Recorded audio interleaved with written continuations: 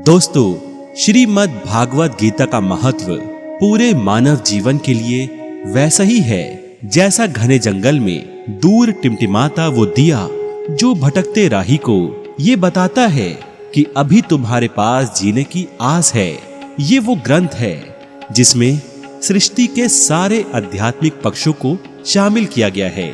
श्रीमद् भगवत गीता के 18 अध्याय व 700 श्लोक 7 महाद्वीपों के जैसे गहरे और गंभीर हैं। श्रीमद् भगवत गीता में जीवन के दर्शन हैं जो श्री कृष्ण जी ने अर्जुन को उपदेश दिए हैं। वे श्लोकों के रूप में हैं। इसलिए तो भगवत गीता के श्लोकों में जीवन के इतने गहरे दर्शन छिपे हुए हैं जिनको बार बार पढ़ने से जीवन की वास्तविकता के साथ साथ जीवन जीने का बल भी मिलता है।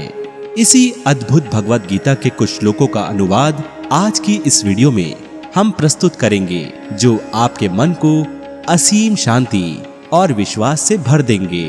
दोस्तों, महाभारत युद्ध के दौरान अपने ही गुरुओं व भाइयों के ऊपर शस्त्र उठाते उठाते अर्जुन का मन इतना दुखी हो गया कि वो युद्ध छोड़ने का विचार करने लगे।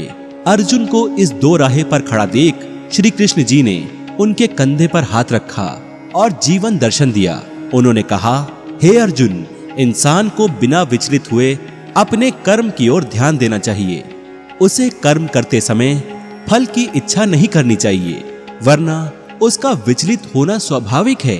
इस युद्ध में तुम्हारे हाथों से वध तुम्हारे किसी गुरु या भाई का नहीं, बल्कि तुम्हारे शत्रुओं का हो रहा है। तुम्हारे सामने जो भी खड़ा है वो सिर्फ और सिर्फ तुम्हारा शत्रु है।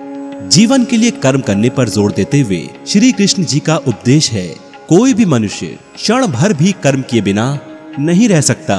सभी प्राणी इस प्रकृति पर निर्भर हैं और प्रकृति के साथ रहते हुए हर मनुष्य अपनी योग्यता के अनुसार कर्म करता है। पर कभी कभी अपने काम के प्रति इंसान को घृणा होने लगती है या उसे छोटा समझकर दूसरों की तरह कुछ बड़ा और शानदार करने की इच्छा रखते हुए काफी परेशान हो जाता है। ऐसे में श्री कृष्ण का उपदेश है, तू धर्म शास्त्रों में बताए गए अपने धर्म के अनुसार काम कर, क्योंकि कर्म ना करने से ना तो तुझे सम्मान मिलेगा, ना ही तेरे शरीर का पालन पोषण होगा। इसलिए उठ और आज से ही परिश्रम शुरू कर।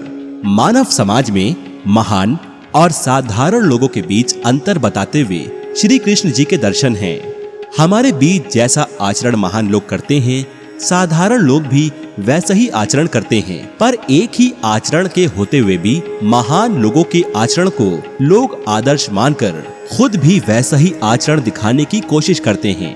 वहीं साधारण लोगों के महान आचरण पर भी कोई ध्यान तक नहीं देता। अर्जुन के मन में जब ये प्रश्न उठता है कि उनकी विचलित आत्मा को कब शांति मिलेगी, तो श्री कृष्ण जी उन्हें समझाते हुए अपने दिव्य दर्शन देते हैं और कहते हैं, हे पार्थ, जब तुम्हारा मन कर्मों के फलों से प्रभावित हुए बिना, वेदों के ज्ञान से विचलित हुए बिना उस परिस्थिति में पहुंच जाए जब तुम अपनी कमजोरी और कमियों को खुद देख पाने की योग्यता रखो, तब समझ लेना कि अब तुमने पूरी तरह से आत्मसंतोष प्राप्त कर लिया।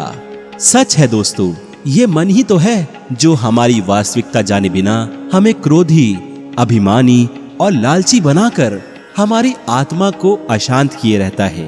मैं, मेरा, हम के चक्करों में इंसान बुरे से बुरा काम करने से भी नहीं झिझकता, फिर चाहे वो किसी की भावनाओं की हत्या हो या किसी जीते जागते इंसान की।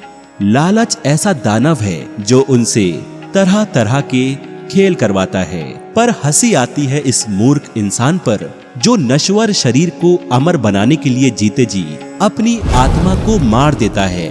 इंसानों की इसी भावना की ओर संकेत करते हुए श्री कृष्ण जी का उपदेश है, हे अर्जुन, ये आत्मा अजर अमर है। इसे ना तो आग जला सकती है, ना ही पानी भिगो सकता है, और ना हवा सुखा सकती है, और ना ही कोई शस्त्र इसे काट सकता है।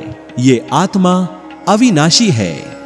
मनुष्य द्वारा अपनी भावनाओं पर वश न रखने की आदत की ओर संकेत करते हुए श्री कृष्ण जी अपने दर्शन को कुछ इस प्रकार से प्रस्तुत करते हैं, हे अर्जुन, क्रोध से मस्तिष्क कमजोर हो जाता है और याददाश्त पर पर्दा पड़ जाता है। कहने का अर्थ ये है कि बुद्धि का पूरा नाश हो जाता है और जिस मनुष्य के साथ बुद्धि ही ना हो उस मनुष्य का नाश अपने आप ही हो जाता है।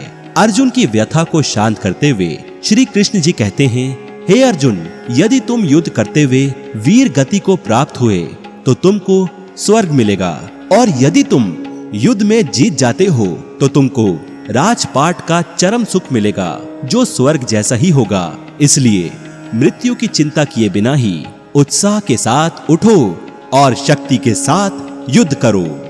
परम शांति प्राप्त करने का मार्ग बताते हुए श्री कृष्ण जी कहते हैं, हे अर्जुन, जो ईश्वर में विश्वास रखते हैं वे अपनी इंद्रियों को आसानी से वश में कर लेते हैं और जिसका अपनी इंद्रियों पर वश है वो ही परम सुख की प्राप्ति करता है।